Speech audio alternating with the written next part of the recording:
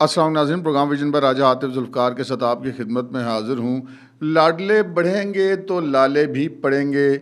नवाज शरीफ की सियासत पर मौलाना फजल रहमान हैं शदीद बरहम। पाकिस्तान के सियासी मंजरनामे पर इस वक्त क्या हो रहा है और आसिफ अली जरदारी, बिलावल भुट्टो जरदारी को वज़ीर आज़म कब बनवाएंगे, आज के प्रोग्राम में आपके साथ ये सब कुछ शेयर करेंगे। मगर इससे पहले कि अपने प्रोग्राम को आगे बढ़ाएं, आपसे गुजारिश है कि अगर अभी तक आपने हमारा चैनल सब्सक्राइब नहीं किया तो प्लीज़ कर लीजिए। साथ ही बेल आइकॉन भी दबा दीजिए ताकि जो ही हमारा कोई नया प्रोग्राम अपलोड होता है तो उसका नोटिफिकेशन फौरी तौर पर आपको मौसूल हो सके। प्रोग्राम का बाकायदा आगाज़ करते हैं जनाब कटी हुई पतंगों से मेरी मुराद जो है वो आज़ाद जीतने वाले उम्मीदवार हैं। उनमें ज़्यादातर तो वो हैं जो असली वाले आज़ाद हैं और कुछ जो हैं वो पीटीआई वाले आज़ाद हैं। तो वो अभी तक तो जितने लोग जा रहे थे मुस्लिम लीग नून में ही जा रहे थे। अब कुछ कट्टी पतंगें इस्तेकाम पाकिस्तान पार्टी ने भी लूटनी शुरू कर दी हैं। पहले ज़रा मुस्लिम लीग नून के वाले साहब को बता दूँ कि 6 अरकान पंजाब असम्बली हैं जी, जो कि मुस्लिम लीग नून में शामिल होने की इतलात हैं। उनमें से एक चौधरी एहसन रज़ा साहब हैं पीपी 180 से, सूबाई असम्बली से, पंजाब की मैं बात करूँ, ये सब पंजाब के मैं बता रहा हूँ आपको। और एक जो पीपी 225 से शाजिया तरीन साहब हैं, पीपी 180 से चौधरी एहसन रज़ा साहब हैं, पीपी 132 से सुल्तान बाजवा साहब हैं, पीपी 288 से हनीफ पताफ़ी साहब हैं, पीपी 283 से असगर हुसैन गुरमानी हैं, पीपी 289 289 उससे महमूद कादिर ख़ान साहब हैं और पीपी 94 से तैमूर लाली हैं। ये सब जनाब इनकी दो शख्सियात से मुलाकात हुई है। एक तो शहबाज शरीफ साहब से और उसके बाद मरीम नवाज साहबा से, जो कि मुस्लिम लीग नून की तरफ से इस वक्त नामज़द वज़ीर आला पंजाब हैं। और ये इन तमाम लोगों ने मुस्लिम लीग नून में शमूलियत का ऐलान कर दिया है। तो जैसा कि मैंने आपसे अर्ज़ किया कि अब गुडी लुट पार्टी में मुस्लिम लीग नून के बाद इस्तेकाम पाकिस्तान पार्टी भी शामिल हो गई है। तो ये ख़बरें आ रही हैं कि इस वक्त हाफिज़ ताहिर कैसरान हैं पीपी 284 से, और पीपी 270 से जाहिद इस्माइल भुट्टा हैं, और पीपी 296 से सरदार अवैस दरिशक हैं, और पीपी 91 से गजनफर अब्बास छीना साहब हैं।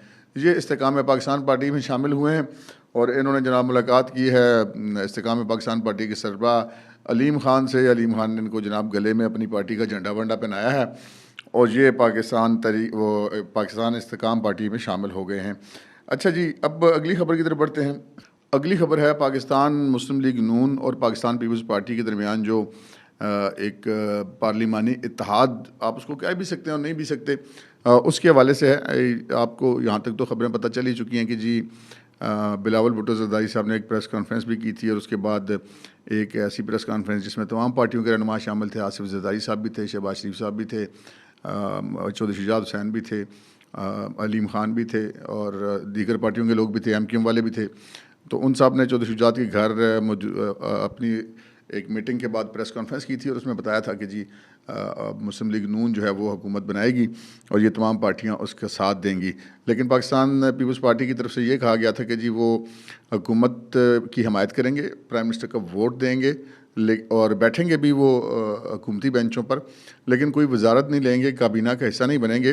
अलबत्ता आइनी ओहदे लेना उनका कहना था कि हमारा हक है। ये बिलावल साहब ने फिर उससे पहले प्रेस कॉन्फ्रेंस भी की थी और ये ख़बरें आती हैं कि आसिफ जरदारी साहब जो हैं वो सदर पाकिस्तान बनेंगे, जबकि चेयरमैन सेनेट, स्पीकर कौमी असम्बली और कुछ गवर्नर्स भी पाकिस्तान पीपल्स पार्टी को मिलेंगे और बलूचिस्तान में हुकूमत भी पाकिस्तान पीपल्स पार्टी बनाएगी। तो उसके ऊपर जो है वो मामलात यहाँ पर जो है ठीक नहीं हुए, क्योंकि पाकिस्तान मुस्लिम लीग नून वालों का ये मौक़िफ़ है कि जी ये नहीं हो सकता कि बहुत सारा हम उठाएं और बाकी जो नहीं है वो गैलरी में बैठ के एक पॉपकॉर्न और चिप्स खाएं और कहें जी ठीक है हम आपके साथ हैं। तो ज़िम्मेदारी तो सबको लेनी पड़ेगी, फिर हुकूमत का हिस्सा भी बनना पड़ेगा। तो इस सिलसिले में एक मीटिंग हुई है। उस मीटिंग में पाकिस्तान मुस्लिम लीग नून और पाकिस्तान पीपल्स पार्टी के जो अहम लोग हैं जिनको उनकी क़यादत की तरफ से नामज़द किया गया है, उनकी एक मीटिंग हुई है। उस मीटिंग में के हवाले से साग डार साहब ने एक ट्वीट के ज़रिए बताया कि जी नामज़द नुमाइंदगान का मुशावरती इजलास हुआ है।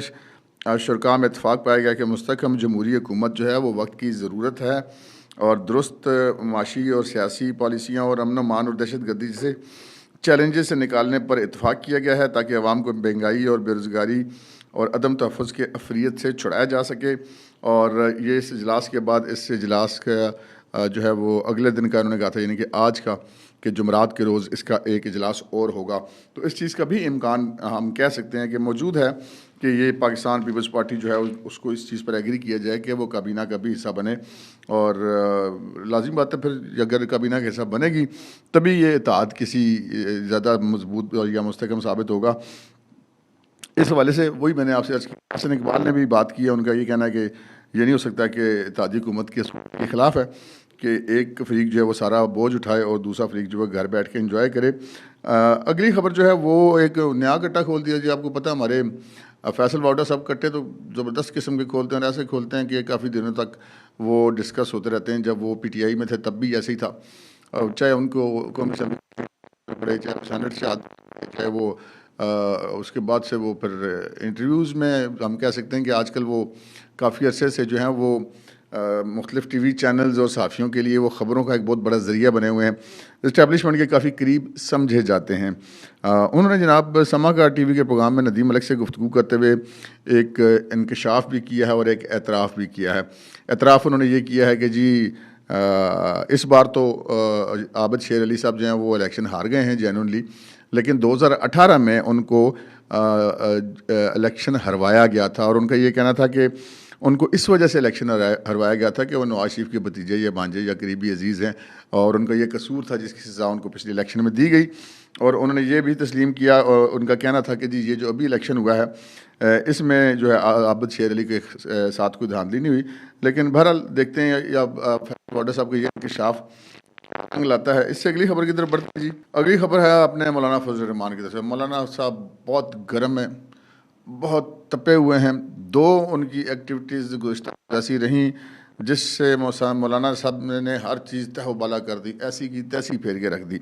और एक तो उन्होंने प्रेस कॉन्फ्रेंस की, एक उनकी अपनी पार्टी का जो मशावरती इजलास था वो उन्होंने किया। उसके बाद प्रेस कॉन्फ्रेंस की। उससे पहले उनको 2 रोज़ कबल नवाज शरीफ साहब ने टेलीफोन किया था और इस्लामाबाद आने के लिए हुकूमत साजी में मुशावरत की दावत दी थी, जिसे मौलाना फजल रहमान ने मुस्तरद कर दिया था, जिससे अंदाज़ा हो रहा था कि मौलाना साहब बहुत गुस्से में हैं। और परसों जब चौधरी शुजात के घर सारे लोग इकट्ठे होते, तमाम पार्टियों के लोग, तो वहाँ भी मौलाना फजल रहमान मौजूद नहीं थे। तो अब ये उन्होंने एक प्रेस कॉन्फ्रेंस किया और प्रेस कॉन्फ्रेंस की अपनी पार्टी की मजलिस आमला के इजलास के बाद। और उनका ये है, उन्होंने ये ऐलान कर दिया कि जनाब जमीयत उलमा इस्लाम की नज़र में पार्लियामेंट जो है वो अपनी अहमियत खो बैठी है, जमहूरियत अपना मुकदमा हार चुकी है। लगता है अब फैसले ऐवान में नहीं होंगे बल्कि मैदान में होंगे। और फिर उन्होंने जनाब ये भी कहा कि जमीयत उलमा इस्लाम की मरकज़ी मजलिस आमला जो है वह इंतखाबी नताइज को मुस्तरद करती है, क्योंकि इन इंतखाबात के ज़रिए 2018 में जो धांधली का रिकॉर्ड कायम किया गया था वो भी तोड़ दिया गया है। और उन्होंने कहा कि वो अपोजिशन में बैठेंगे और वो मुस्लिम लीग नून से भी यही कहेंगे कि वो भी अपोजिशन में बैठे।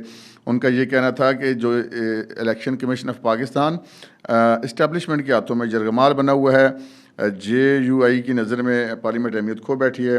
और अगर नताइज उनका ये कहना था कि अगर इस्टेब्लिशमेंट इन नताइज को दुरुस्त समझती है, ये बड़ी इंपॉर्टेंट बात मौलाना साहब ने कही है, यहाँ पर बहुत गहरी बात की। मौलाना फजल रहमान साहब को जो नहीं है वो कई लोग कहते हैं, उनसे मतलब वो कहते हैं सियासत का टाइटैनिक है, बहुत ज़्यादा गहरे आदमी हैं। तो उन्होंने जो बात की वो बहुत गहरी की। उन्होंने कहा कि अगर इस्टेब्लिशमेंट इन इंतखाबात के नताइज को दुरुस्त समझती है तो फिर वो ये भी मान ले कि वो 9 मई का बयानिया दफन हो गया है और कौम ने गद्दारों को मैंडेट दे दिया है। ये अब एक ऐसे दोराह पे खड़ा कर दिया कि वो ना निगले चैन ना उगले चैन, आगे जनाब शेर और पीछे खाई। कि अगर वो इस्टेब्लिशमेंट ये कहते हैं कि ये इंतखाबात दुरुस्त हुए हैं तो इसका मतलब है कि वो मैंडेट आपके ख़िलाफ़ आ गया, जो गद्दार हैं जिन्होंने 9 मई किया उनके हक़ में आ गया। और अगर आप ये कहते हैं कि ये जो है इलेक्शन गलत हैं तो फिर भी इस्टेब्लिशमेंट की क्रेडिबिलिटी पे बात आती है। तो मौलाना साहब ने बड़ा घेर घार के इस्टेब्लिशमेंट के ऊपर ये एक बड़ा एक कहते हैं सियासी वार किया है। और फिर मौलाना ने एक और बहुत संगीन इल्ज़ाम लगाया। उनका ये कहना था कि ये नताइज जो हैं वो इस चीज़ की हमें शवाहिद मिले हैं कि नताइज में पैसा बहुत ज़्यादा चला है, लोगों से अरबों रुपए लेकर उनको जितवाया गया है और भारी रकूम के बदले में पूरी की पूरी असम्बलियाँ अता कर दी गई हैं। मौलाना साहब ने मेरा ख्याल है यहाँ पे थोड़ा सा ना वो बढ़ गया, पूरी की पूरी असम्बली जनाब ये तो नहीं हो सकता ना। मतलब कि बहरहाल अब मौलाना साहब कह रहे हैं तो हो सकता है उनके पास कोई इस हवाले से जो है वो कुछ चीज़ें सबूत और उन्होंने नवाज शरीफ को दावत दी कि वो अपोजिशन में उनके साथ मिलकर चलें, अपोजिशन में बैठें। अच्छा, ये तो उन्होंने मौलाना ने प्रेस कॉन्फ्रेंस की, लेकिन उससे ज़्यादा जो अहम गुफ्तगू उन्होंने की है वो उन्होंने की है आसमा शराजी साहिबा को एक इंटरव्यू में। और उन्होंने ये कहा, उनसे जब आसमा शराजी ने मुख्तलिफ सवालात किए तो उन्होंने ये कहा कि जनाब ये इस्टेब्लिशमेंट का किरदार है, और इवन कि पीटीआई की कामयाबी में भी इस्टेब्लिशमेंट का किरदार है। और उनका ये कहना कि रिश्वतें ली गई अरबों रुपए की, और उन्होंने कहा कि हमारे सूबे में, यानी कि सूबा खैबर पख्तूनख्वा में इतना वोट भी नहीं है जितना डाल दिया गया है। और जब उनसे बात की आसमा शराजी ने कि क्या आप इसके ख़िलाफ़ अदालतों में जाएंगे या इलेक्शन कमीशन में जाएंगे, तो उन्होंने कहा जी मैं इलेक्शन कमीशन और अदालतों पर किस बात का एतमाद करूं, मुझे पता है वहाँ पर क्या होना है, तो मैं वहाँ पर बाहर जाके खड़ा रहूँ। अब मैं जाऊँगा अवाम में। और जब उससे आसमा शराजी ने कहा कि जी देखें, अगर आप अवाम में जाएंगे तो तहरीक चलाएँगे तो मुल्क की तो सूरत हाल पहले ही बड़ी संगीन है। तो जिस पर मौलाना फजल रहमान ने कहा कि अगर सूरत हाल मुल्क की संगीन है तो ये सवाल मुझसे ना करें, उनसे करें जिन्होंने ये झक मारी है। यानी उनका मकसद ये था कि इलेक्शन में रिगिंग के वाले से। और फिर उन्होंने मतलब तंज किया नवाज शरीफ के ऊपर भी और दीगर सियासी जमातों के ऊपर भी कि जनाब जब लाडले बढ़ेंगे तो फिर लाले भी पड़ेंगे। और उन्होंने कहा जी बिल्कुल, पूछा कि क्या PMLN भी गांधी में शामिल है, तो उन्होंने कहा जी बिल्कुल शामिल है। और उन्होंने मियाँ नवाज शरीफ को जो नहीं है वो बता दिया है कि तुम्हारा कद कितना है, तुम्हारे पास जो सीट है वो भी हमारी भी दी गई है। और उन्होंने कहा कि 2018 का रिकॉर्ड तोड़ा गया है। और उन्होंने मुतालबा किया कि जी इस्टेब्लिशमेंट जो है वो सियासत से दस्तबरदार हो। अब ये बड़ी इंपॉर्टेंट इन्होंने बातें की हैं मौलाना फजल रहमान साहब ने। लेकिन यहाँ पर एक जो चीज़ है वो राना सनाउल्लाह साहब ने इसका बड़ा एक जवाब दिया है जो कि लॉजिक के ऊपर बैठता है। उन्होंने कहा जनाब, हमारे राना सनाउल्लाह साहब ने शाहजेब खानज़ादा के प्रोग्राम में बात की और उनका ये कहना था कि जी 16 माह की जो हुकूमत है PDM की वो हमारे गले पड़ी है।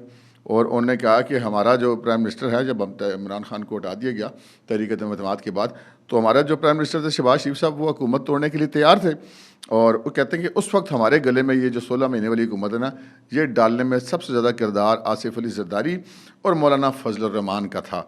तो उन्होंने कहा कि उन्होंने जब असम्बली तहलील करने लगे थे शहबाज शरीफ साहब, तो उन्होंने नवाज शरीफ का और शहबाज शरीफ साहब से बात करके उनको कायल किया कि अभी ये हुकूमत को मत तोड़ें, और ये बात जो है वो मुल्क के हालात बड़े ख़राब हैं, तो मेहरबानी करें आप हुकूमत ना तोड़ें। तो उन्होंने कहा कि ये अब आप कहते हैं कि आपको सारे मामले से कोई तल्लुक़ नहीं, तो आप बिल्कुल गलत बात कर रहे हैं। तो बहरहाल ये एक सियासी इस चीज़ का पहलू है। और सिचुएशन ये है कि इस वक्त की जो सियासी सूरत हाल है उसमें सबके कार्ड सामने आ गए हैं। और एक बड़ी दिलचस्प खबर वो मैं बल्कि भूल गया, और वो बड़ी इंपॉर्टेंट बात है जनाब। पाकिस्तान तहरीक इंसाफ कहती है कि जी हुकूमत तो हम बनाएंगे। अच्छा, एक तो जो PTI का ऑफिशियल ट्विटर अकाउंट है ना, मैं ऑफिशियल अकाउंट की बात करूँ, मैं हवाई अकाउंट की बात नहीं कर रहा, उससे उन्होंने ये दावा किया कि जी हमने 180 सीटें जीती और मुस्लिम लीग नून को 17 सीटें मिली हैं। क्या बात नहीं है? दावे देखें जनाब, जो एंजॉय करें इन दावों को। फिर जनाब उमर अयूब साहब ने फिर इसी चीज़ की तकरार की, जो कि पाकिस्तान तहरीक इंसाफ के सेक्रेटरी जनरल हैं। और इमरान खान के अंदर जाने के बाद इस वक्त जो पार्टी के अंदर जो मुतरक लोग हैं उनमें सबसे अहम आदमी हैं, क्योंकि बैरिस्टर गौहर वगैरह और ये बाकी सारे लोग तो वकील हैं ना, जो सियासतदानों में से ये हैं, जो पार्टी के सेक्रेटरी जनरल इस वक्त उमर अयूब साहब। तो उन्होंने ये कहा कि जनाब PTI जी जनाब वफाक में भी और पंजाब में भी और खैबर पख्तूनख्वा में भी अक्सरियत हासिल इसने की है, और हम जनाब हुकूमत बनाने जा रहे हैं। अभी हम इस चीज़ पे हैरान और परेशान हो ही रहे थे, तो सरदार लतीफ़ खोसा ने एक ऐसी बात कर दी कि हमारी हैरान और परेशान तो हम क्या थे, हमारे तोते ही उड़ गए। लतीफ़ खोसा एक इतना बड़ा वकील, इतना बड़ा नाम, उन्होंने कहा कि जनाब इमरान खान के बगैर ना तो पार्लियामेंट चल सकती है, ना ये हुकूमत चल सकती है। और उन्होंने कहा कि पार्लियामान और हुकूमत को और रियासत को हम इमरान के बगैर नहीं चलने देंगे। भाईजान तुसी कई नवी गल की है, इमरान खान तो 2014 से रियासत को नहीं चलने दे रहे। कभी वो बिल फाड़ता है, कभी कहते हैं जनाब आप टैक्स ना दें, कभी कहते हैं हुंडी के ज़रिए पैसे भेजें, कभी कहते हैं बिल ना दें। और उसके बाद अभी वो जब उनकी इक़्तिदार से महरूम हुए हैं तो उसके बाद से कभी कहते हैं पाकिस्तान के 3 टुकड़े हो जाएंगे, कभी कहते हैं फ़ौज के टुकड़े हो जाएंगे, कभी कहते हैं सूबों के टुकड़े हो जाएंगे, कभी कहते हैं कि इन चोरों को हुकूमत ने बेहतर है कि पाकिस्तान पे एटम बम मार दो।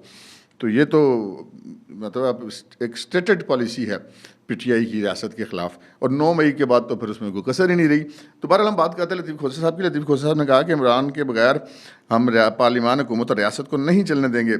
और उन्होंने जो बात कही है मैंने उसके सर पकड़ लिया। उन्होंने फरमाया कि हमने सदर आरिफ अलवी को कह दिया है कि वो PTI को हुकूमत बनाने की दावत दें, हम हुकूमत बनाने के करीब आ चुके हैं। तेरा बेड़ा तर्ज है। ओ भाई साहब, तुसी वकील हो, आप एक आम आदमी नहीं हैं। सदर ममलिकत के पास इस वक्त इख्तियार नहीं है किसी को हुकूमत साजी की दावत देने का। 2018 के बाद जब ये 18वीं तरमीम जो है वो पास की गई थी, तो उसके बाद से तो सदर ममलिकत के पास इख्तियार ही नहीं था। जब 18वीं तरमीम उससे पहले ये हुई थी पास, उसके पास सदर के पास अब इख्तियार ही नहीं है, वो दावत हुकूमत बनाने की दावत दे ही नहीं सकता। तो खोसा साहब, आप मेरा ख्याल है 15-20 साल पुराना आपने कानून पढ़ा है, वो नवी किताबें भी पढ़ लें जो तरमीमें शिमें हुई हुई हैं, उसमें इनके पास कोई इख्तियार नहीं है जी। तो जब इख्तियार नहीं है तो फिर हुकूमत अब कैसे बनाएंगे? या तो जैसे जो तरीकाकार है, खुले मैदान में अपना उम्मीदवार खड़ा करें, वोटें ले लें, जीत जाएं, प्राइम मिनिस्टर बन जाएं, कोई मना तो नहीं करता। इसी तरह पंजाब में आप खुले मैदान में इलेक्शन लड़ें और अपना उम्मीदवार लेकर आएँ, चीफ मिनिस्टरशिप के लिए बन जाएं, अगर वोट ले सकते हैं तो। लेकिन अगर ये कहें कि जनाब सदर साहब हमें कहेंगे तो हम उनके हुक्म पे हुकूमत बनाएंगे, तो भाई जनाब सदर के पास वो इख्तियार नहीं है। अगली खबर की तरफ बढ़ते हैं जनाब, जो $1 मिलियन क्वेश्चन है कि बिलावल भुट्टो साहब भी बड़े मायूस हैं। उनकी प्रेस कॉन्फ्रेंस में बॉडी लैंग्वेज से भी बड़े मायूस से लग रहे थे। बड़ा वैसे उनकी पार्टी के लोगों को दिल गिरफ्तार होंगे। नवाज शरीफ साहब को देख के उनकी पार्टी के लोग भी बड़े दिल गिरफ्तार हैं। तो जो एक ख्वाब था बिलावल का कि वो प्राइम मिनिस्टर बने, जानून ख्वाब था, हर सियासतदान का हक है। फिर एक ख्वाब है आसिफ ज़रदारी का, वो अपने बेटे को वज़ीर आज़म बनते हुए देखे। उन्होंने इंटरव्यूज़ में भी कहा, ये भी एक वालिद की हैसियत से भी, एक सियासतदान की हैसियत से भी उनका हक है। लेकिन बिलावल भुट्टो ज़रदारी कैसे प्राइम मिनिस्टर बनेंगे? देखें, इस वक्त भी अगर पाकिस्तान पीपल्स पार्टी चाहे तो PTI के पास 92 अरकान है, मुस्लिम लीग नून के पास तो मेरा ख्याल है 79-80 हैं। तो अगर मुस्लिम लीग नून के साथ उनकी अददी अक्सरियत बनती है तो PTI के साथ भी बन जाती है। तो फिर वो वज़ारत उज़्मा के लिए क्यों नहीं जा रहे PTI की तरफ? PTI तो मैं कहता हूँ, उसे कहते हैं ना, पंजाबी कहते हैं पब्बा बाहर बैठी हुई है कि अगर ज़रा सा जरदारी साहब इशारा करें तो हम उनके साथ चले जाएँ। इन्होंने तो उनके रखो आज शरीफ मुस्लिम लीग नून, मतलब उनका माटो तो ये है। लेकिन ऐसा जरदारी साहब क्यों नहीं कर रहे, ये हम आपको बताते हैं। जरदारी साहब का मसला क्या है? जरदारी साहब बिल्कुल बनाना चाहते हैं बिलावल को प्राइम मिनिस्टर। मुस्लिम लीग नून के साथ भी बादल ने खास्ता ही गए, कोई दिल से नहीं गए, जो अब तक की सूरत हाल नज़र आ रही है। तो रुकावट क्या है? रुकावट है जनाब 9 मई। इमरान खान, पाकिस्तान तहरीक इंसाफ और उनके तमाम लीडर्स के गले में जो 9 मई पड़ चुका है। आसिफ अली ज़रदारी एक बहुत समझदार सियासतदान है। वो, मैं आपसे कई दफ़ा कहता हूँ ना कि ये इदारा जाती यादाश्त जो होती है ना, वो बड़ी मजबूत होती है, वो चीज़ों को भूलती नहीं है। अगर इमरान खान और पाकिस्तान तहरीक इंसाफ या कोई भी बंदा ये समझता है कि पाक फ़ौज या पाकिस्तान के रियासती इदारे जो हैं वो PTI और इमरान खान के 9 मई के वाला मामला भूल जाएंगे, नहीं पॉसिबल भाईजान। जो इस दुनिया का एक निज़ाम है, उस निज़ाम के तहत ये पॉसिबल नहीं है। तो फिर जरदारी साहब बिलावल को कैसे वज़ीर आज़म बनवाएंगे? अकेले तो उस पोजीशन में नहीं है कि अगले इलेक्शन में भी लड़के वो कोई ऐसा करके बना लें। मुस्लिम लीग नून के बगैर तो वो नहीं बन सकते। तो मुस्लिम लीग नून के पास अगर अगली दफ़ा अक्सरियत आ गई तो वो तो फिर अपना बना लेंगे। तो बिलावल साहब का ख्वाब कैसे पूरा होगा, ये मैं आपको बता देता हूँ। देखिए, एक तो ख्वाजा आसिफ ने भी आज TV में ये बात कही एक प्रोग्राम में कल कि जी हमारे जो हुकूमत बनेगी बड़ी कमज़ोर होगी और किसी वक्त आसिफ ज़रदारी हुकूमत के पाँव से ज़मीन खींच सकते हैं, दरी खींच सकते हैं। ये बात उनकी बिल्कुल ठीक है, लेकिन आसिफ ज़रदारी साहब अभी ऐसा नहीं करेंगे। आसिफ ज़रदारी साहब 9 मई के मुकदमात का फ़ैसला होने देंगे। वो फैसले जब हो जाएंगे, इस्टेब्लिशमेंट का गुस्सा 9 मई पे ठंडा हो जाएगा। अगर वो ठंडा हुआ और आसिफ ज़रदारी साहब की जो सेंसर्स हैं ना, उन्होंने रीड कर लिया कि इस्टेब्लिशमेंट का गुस्सा ठंडा हो गया है क्योंकि मुलजमान को सज़ाएँ हो गई हैं, उसके बाद वो पाकिस्तान तहरीक इंसाफ से रब्ता कर सकते हैं और उनके लोगों के साथ मिलकर मुस्लिम लीग नून के ख़िलाफ़ तहरीक दम एतमाद ला के इनको फारिग भी कर सकते हैं और बिलावल भुट्टो ज़रदारी को वज़ीर आज़म भी बना सकते हैं। लेकिन इसके बीच में बहुत सारे इफ्स एंड बट्स हैं। सबसे ज़्यादा इंपॉर्टेंट है इसके बीच में 9 मई रुकावट है। वो 9 मई बिलावल की वज़ारत उज़्मा में भी रुकावट बना हुआ है। ना सिर्फ ये कि पाकिस्तान तहरीक इंसाफ को नुकसान हो रहा है, बल्कि बिलावल की वज़ारत उज़्मा का भी नुकसान हो रहा है। फिर अगर ऐसा नहीं होता तो फिर हुकूमत 5 साल चलेगी। फिर अगले इलेक्शन में क्या पोजीशन होगी? अगले इलेक्शन में तो फिर यही पोजीशन होगी। पीपल्स पार्टी लगता नहीं है कि इससे बहुत ज़्यादा को फ़र्क ले सके। मौजूदा उनके पास सीटें 2-4 ऊपर 2-4 नीचे। मुस्लिम लीग नून हो सकता है ज़्यादा बेहतर परफॉर्म कर जाए। मुस्लिम लीग नून की अगले इलेक्शन में जो है वो ज़्यादा डिपेंड करेगी कि पंजाब में मरियम हुकूमत कैसे चलाती हैं। मरकज़ में शहबाज शरीफ सबसे ज़्यादा इम्पॉर्टेंट इम्पोर्टेंस इस बात की है क्योंकि पंजाब जो है PMLN का वो एक से कहते हैं कि उनका बैटल फील्ड है। तो अगर मरियम फिर एक दफ़ा परफॉर्म कर गई तो फिर वो वज़ारत उज़्मा गई। तो 9 मई रुकावट है जी, 9 मई वाला मामला क्लियर होगा। जो ही क्लियर अगर हो गया, जरदारी साहब ने सेंसर उनके बोल पड़े कि हाँ भाई ये क्लियर हो गया, अब इस्टेब्लिशमेंट का गुस्सा नहीं है, फिर वो ऐसे करके हाथ मिलाएंगे पीटीआई से, और पीटीआई इमरान खान और इमरान जरदारी भाई भाई हो जाएंगे। और नवी खबर आई है जरदारी साडा पाई है, सारे यूथियों को ये नारा बताया जाएगा, और फिर जनाब ये वज़ीर आज़म बिलावल बन जाएगा, और पीछे पीछे शामिल बाजा हो जाएगी सारी पीटीआई, वजारतें शारतें ले लेंगे। लेकिन फ़िलहाल ये काम अभी बड़ी दूर है। 9 मई के केसेस का फैसला होने के बाद इस्टेब्लिशमेंट के मूड से पता लगेगा। अब तक के लिए इतना ही, इजाज़त दीजिए, अल्लाह हाफ़िज़।